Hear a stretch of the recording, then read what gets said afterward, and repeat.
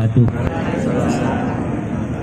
Alhamdulillah wassalatu wassalamu ala rasulillah wa ala alihi wa sahbihi wa man tabi'ahu da amma ba'du. Wa qala Allah ta'ala fil Qur'anil Karim, a'udzu billahi minasyaitonir rajim. Bismillahirrahmanirrahim. Wasari'u ila maghfiratin min rabbikum wa jannatin ardihas samawati wal ardh u'iddat lil muttaqin alladzina yunfiquna fis sarra'i wad dharra'i wal kadhimina al ghaidha wal 'afina 'anil nas wallahu yuhibbul muhsinin. Shadaqallahu azim. Yang saya hormati Bapak Ketua Jaringan Pak Pandi, para bapak, para ibu, anggota dan pelatih Mahatma serta anak-anak yang dirahmati Allah Subhanahu wa Ta'ala. Puji syukur kita panjatkan kehadirat Allah Subhanahu wa Ta'ala di sore hari ini. Kita bisa bersilaturahim dalam rangka tentu saja pertama silaturahim ya. Yang kedua ada program yang rutin dilakukan oleh Mahatma di unit sehat sejahtera ini, yaitu berbagi. Mudah-mudahan apa yang dilakukan oleh teman-teman Mahatma semua ini akan menjadi amal soleh di sisi Allah Subhanahu wa Ta'ala. Bapak Ibu sekalian, ya betul tadi Pak Pandi, saya tadi pagi jam 9 masih ada di Bandara Palembang. Cuman Pak Pandinya ngebeli baik kan ya. Jadi akhirnya saya ingat sudah janji jam 4 hari Selasa tanggal 18, hari Rabu ya. Rabu apa Selasa? Selasa ya. Tanggal 18 mohon hadir katanya di Plumbon. Jadi tadi saya naik pesawat jam 9 Pak Pandi ya. Sampai di Soekarno Hatta jam 11 lebih langsung meluncur ke Cirebon. Tadi dijemput oleh istri saya, padahal istri saya lagi kurang sehat, tapi karena cinta kepada Mahatma ikutlah katanya gitu. Ini udah tepuk tangan nih buat istri saya. Jadi berkah Mahatma, semangat masih ada. Sebenarnya sih lemes nih Bu ya, lagi capek-capek gitu ya, perjalanan jauh segala macam, tapi semangat yang membuat saya jadi bisa datang ke sini. Jujur Pak Pandi, hari ini ada 2 acara di jam yang sama ternyata. Jam 4 itu saya ngisi ceramah di Akmala Sabila, buka bersama semua guru-guru dan segala macam banyak tuh. Jam 4 hari ini ya. Cuman saya pikir sebenarnya izin ganti yang lain gitu. Jadi insya Allah mudah-mudahan dengan kami bisa hadir ke Bapak Ibu ini ada keberkahan dari Allah Subhanahu wa Ta'ala. Pak Pandi dan Bapak-Bapak, saya juga minta maaf saya nggak bawa baju pulang dari Palembang, jadi nggak sempat bawa baju, juga nggak bawa sendal, jadi masa pakai Mahatma pakai sepatu kan nggak pantas Pak ya. Jadi saya mohon maaf, bukan berarti melanggar aturan, tapi karena memang saya langsung aja ke sini ya biar ini. Terima kasih. Adik-adik, anak-anak sekalian, bersyukur pada Allah ya diberi anugerah hari ini. Jadi ketika kita punya kemampuan untuk bisa membantu orang lain, ibu-ibu, bantulah orang lain. Karena pada saat kita membantu orang lain, itu artinya Allah sedang mengabulkan doa-doa orang lain melalui kita. Silakan Bapak Ibu orang anggota Mahatma dipahami kan? Ketika kita punya kesempatan bisa membantu orang lain, siapapun itu, bantulah orang lain. Karena pada saat kita membantu orang lain, itu artinya Allah sedang mengabulkan doa orang lain melalui kita. Bagaimana sih penjelasannya? Ada orang tiap hari berdoa, lagi nggak punya uang, lagi nggak punya beras, lagi nggak punya apapun, doa. Tiba-tiba kita datang menemui mereka, membantu ala kadarnya. Itu berarti Allah sedang mengabulkan doa orang itu melalui kita, ya. Berarti kita ini sebagai perantara yang baik. Nah, orang yang jadi perantara antara manusia dengan Tuhannya, antara manusia dengan Allah, ini orang yang luar biasa hebat. Nah, oleh karena itu Seperti sering saya sampaikan di beberapa tempat, kalau kita puasa tapi kita nggak bisa berbagi kepada orang lain, maka puasa kita dianggap gagal. Kan kemarin sudah pernah saya jelaskan, Bu, puasa yang benar itu adalah puasa yang mengajarkan kesabaran. Ya, kita puasa lapar haus tapi nggak bisa sabar, puasanya nggak dapat pahala, cuman lapar dan haus.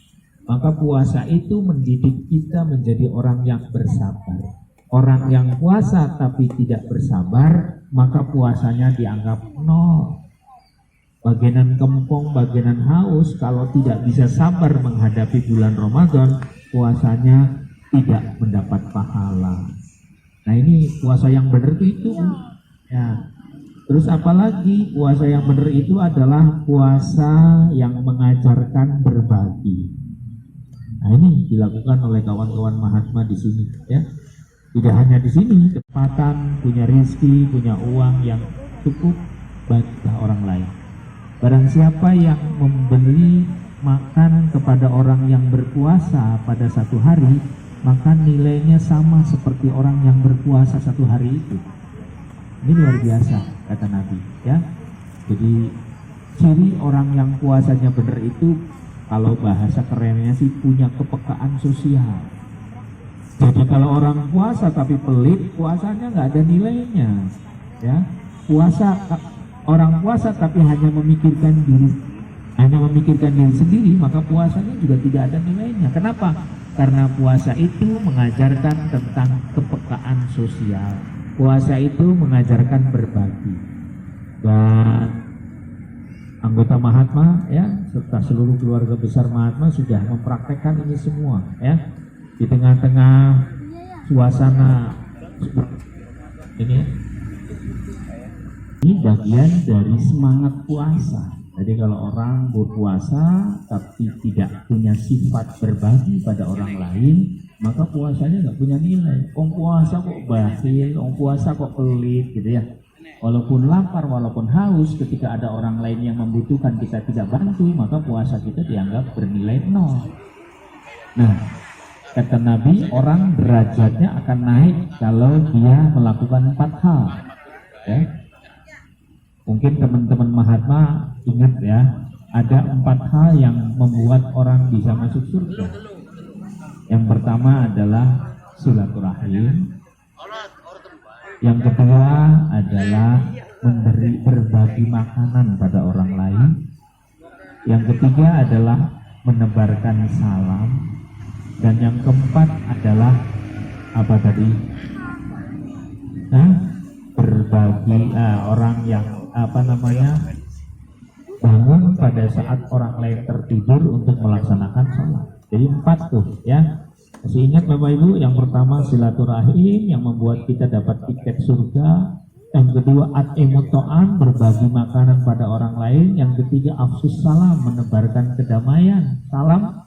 Dan yang keempat adalah tadi as-sholatu bil-laili wan nasu niyam, sholat di malam hari pada saat orang lain terlelap tidur. Nah, itu tiket menuju surga. Jadi mudah-mudahan kita doakan, ya, keluarga besar Mahatma yang terus latihan ini, kita doakan semoga mudah-mudahan kita semua masuk ke dalam surga Allah Subhanahu wa Ta'ala, ya. Latihan Mahatma kalau nggak masuk surga kan sayang, ya. Kita hidup kerja lah capek-capek nggak masuk surga kan sayang, ya. Punya uang banyak tapi nggak masuk surga, matinya kan nyari nafkah tapi mati nggak masuk surga kan sayang. Nah, bagaimana supaya kita masuk surga dengan pekerjaan kita, dengan kegiatan kita? Maka lakukan tadi. Di antaranya, ya, puasa. Nah, puasa yang berikutnya tadi kan pertama puasa itu ngajarin kesabaran. Yang kedua puasa itu mengajarkan berbagi. Yang ketiga puasa itu mengajarkan bersyukur. Ya, jadi kalau ibu-ibu di bulan puasa ini tidak pernah bersyukur, kerjaannya mengeluh, dikit-dikit mengeluh, berarti puasanya bohong, ya. Puasanya nggak punya nilai. Kenapa? Karena puasanya tidak mampu bersyukur. Karena puasa yang benar itu adalah puasa yang mampu bersyukur kepada Allah. Oleh karena itu mari Bapak Ibu sekalian, nah ini berbagi ini juga bagian dari rasa syukur kita kepada Allah Subhanahu wa Ta'ala. Mudah-mudahan Bapak Ibu yang memberikan sedikit ya keberuntungannya bisa berbagi pada orang ini akan menjadi amal soleh di sisi Allah Subhanahu wa Ta'ala. Nah, itu yang ketiga ya. Kemudian puasa yang benar itu apalagi? Puasa yang mengajarkan rendah hati. Jadi kalau orang puasa tapi ada guduk itu sombong ya, maka puasanya juga tidak punya nilai. Jadi puasa yang benar itu diantaranya adalah puasa yang memiliki nilai. Nah, Bapak sekalian, dalam waktu beberapa hari lagi kita akan melaksanakan atau mengakhiri Idul Fitri. Ada beberapa hal yang perlu kita perhatikan pada saat kita memasuki Idul Fitri dan mengakhiri Ramadan. Jadi kalau puasa itu adalah cara kita untuk bisa belajar menjadi orang yang peka pada orang lain, maka manifestasinya, realisasinya ada pada bulan atau 1 Syawal. Biasanya orang sering membuat acara seperti halal bihalal ya. Sebenarnya orang yang beridul fitri itu apa sih intinya ya? Idul Fitri itu bisa kita rujuk pada surat Al-Quran ayat Ali Imran ayat 134 ya. Jadi orang yang beridul fitri itu adalah yang pertama alladzina yunfikuna fis-sarra'i wad-dharra'i. Orang yang setelah puasa mampu bisa berbagi pada orang lain dalam situasi sulit maupun lapang.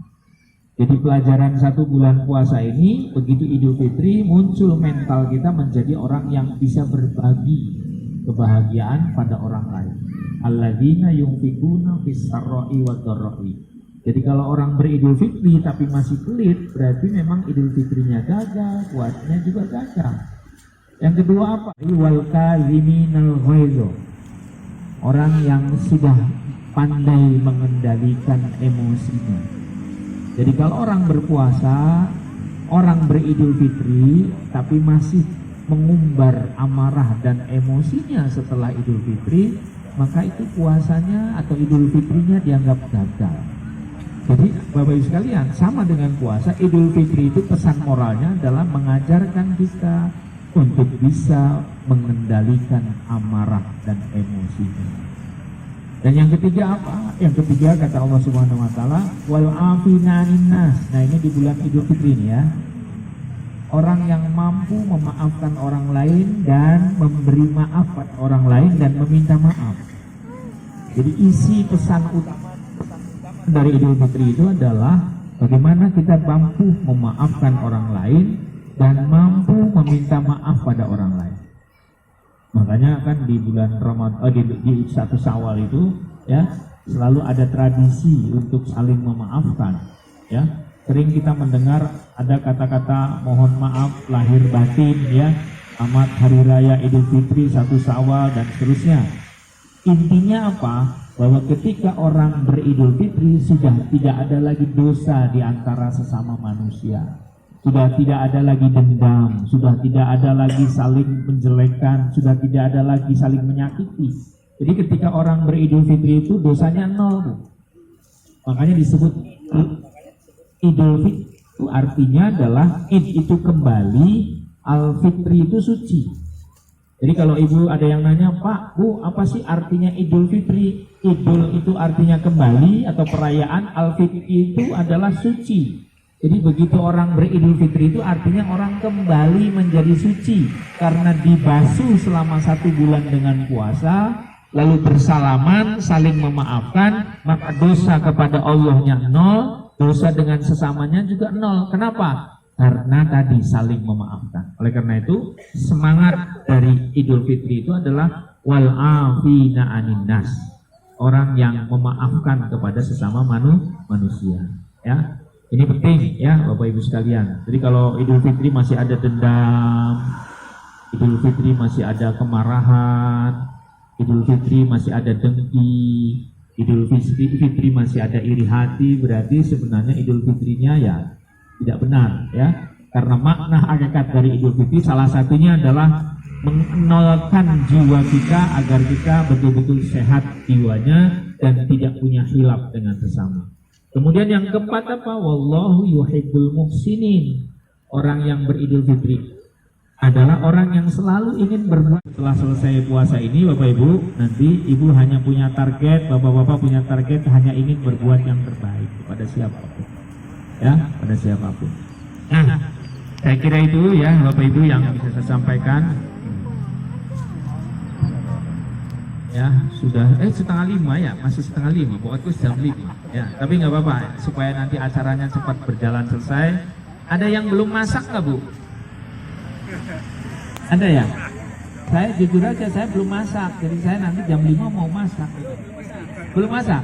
Oh iya nanti masak Pak ya.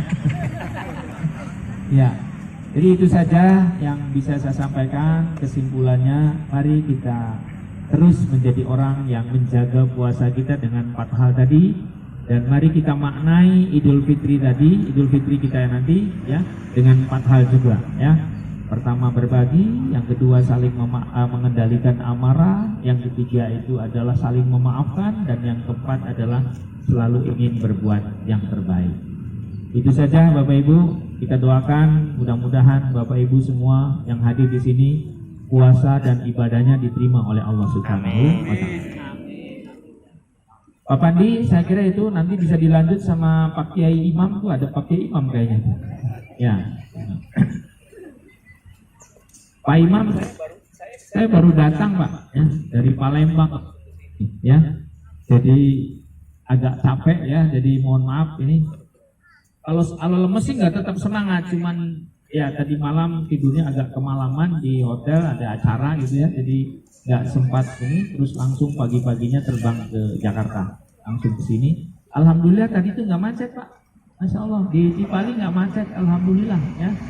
Jadi berkah karena mau bertemu dengan keluarga besar Mahatma yang mau berbagi.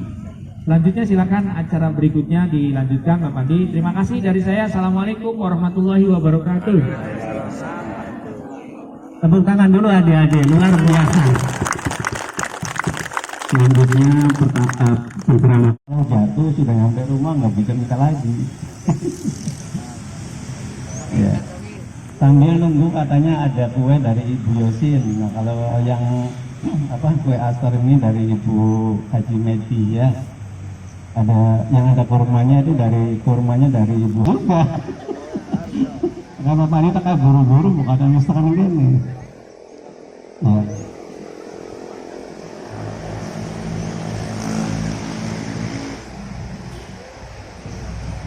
Banget. Iya li. Ini kumpulannya kan ano. Masa? Mana Ibu Ana? Ibu Ana, sini Ibu Ana. Ibu Ana mana? Halo, Ibu Ana. Mana Ibu? Mana ada takon mbak? Ibu Ana tuh Made lemes ya Bu. Semutan ya. Ya.